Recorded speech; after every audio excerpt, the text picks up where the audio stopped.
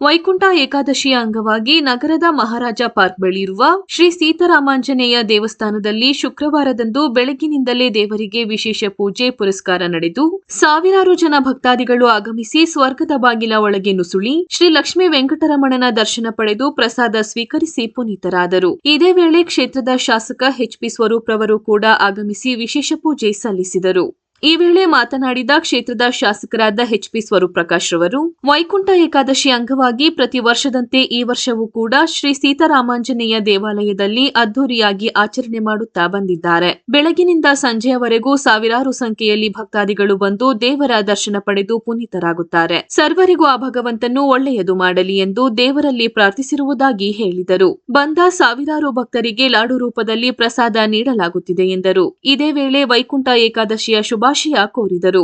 ಈ ವೇಳೆ ಸೀತಾರಾಮಾಂಜನೇಯ ದೇವಸ್ಥಾನ ಸೇವಾ ಸಮಿತಿಯ ಅಧ್ಯಕ್ಷ ಶ್ರೀಕಾಂತ್, ಕಾರ್ಯದರ್ಶಿ ಶ್ರೀನಿವಾಸ್ ಮೂರ್ತಿ, ಖಜಾಂಚಿ ಅನಂತರಾಮು, ಗಿರೀಶ್, ನಿರ್ದೇಶಕರಾದ ಅಶ್ವಥ್, ರಕ್ಷಿತ್, ವೆಂಕಟಸುಬ್ಬಯ್ಯ, ನಟರಾಜು ಸೇರಿದಂತೆ ಇತರರು ಉಪಸ್ಥಿತರಿದ್ದರು.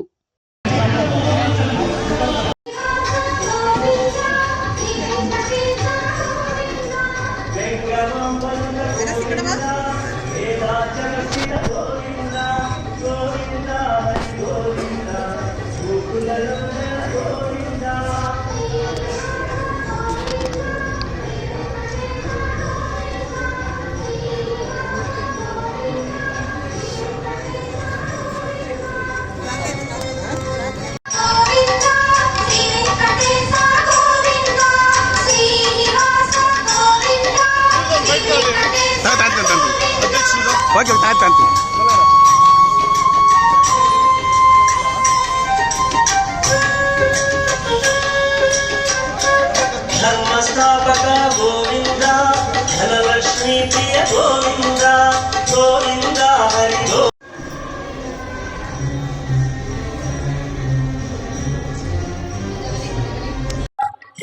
ಹಾಸನದ ಸಮಸ್ತ ಜನತೆಗೆ ವೈಕುಂಠ ಏಕಾದಶಿಯ ಶುಭಾಶಯ ಕೊಡ್ತಾ, ಪ್ರತಿ ವರ್ಷದಂತೆ ಸೀತಾರಾಮಾಂಜನೇಯ ದೇವಸ್ಥಾನದಲ್ಲಿ ಎಲ್ಲ ಸಂಘದ ಅಧ್ಯಕ್ಷರು, ಪದಾಧಿಕಾರಿಗಳು, ಎಲ್ಲ ಭಕ್ತಾದಿಗಳು ಸೇರಿ ಬಹಳ ಅದ್ದೂರಿಯಾಗಿ ಆಚರಣೆಯನ್ನು ಮಾಡ್ತಾರೆ ಪ್ರತಿ ವರ್ಷದಂತೆ. ಈ ವರ್ಷವೂ ಕೂಡ ಸರಿಸುಮಾರು 25,000ಕ್ಕೂ ಹೆಚ್ಚು ಭಕ್ತಾದಿಗಳು ಬಂದು ದೇವರ ದರ್ಶನ ಪಡೆಯೋದು, ಆಶೀರ್ವಾದ ಪಡಿತಾರೆ. ಭಗವಂತ ಹಾಸನ ಜನತೆ ಎಲ್ಲರೂ ಸಮಸ್ತ ಜನತೆಗೆ ಒಳ್ಳೇದು ಮಾಡಿ ಅಂತ ಮತ್ತೊಮ್ಮೆ ನಾನು ಎಲ್ಲ ನಮ್ಮ ಸೀತಾರಾಮಾಂಜನೇಯ ದೇವಸ್ಥಾನ ಎಲ್ಲ ಪದಾಧಿಕಾರಿಗಳು ಮತ್ತು ಅಧ್ಯಕ್ಷರಿಗೆ ಶುಭವನ್ನು ಕೋರಿ ಭಗವಂತ ಎಲ್ಲರಿಗೂ ಒಳ್ಳೇದು ಮಾಡ್ತಿದ್ದು ಈ ಸಂದರ್ಭದಲ್ಲಿ ಪ್ರಾರ್ಥಿಸ್ತೇನೆ.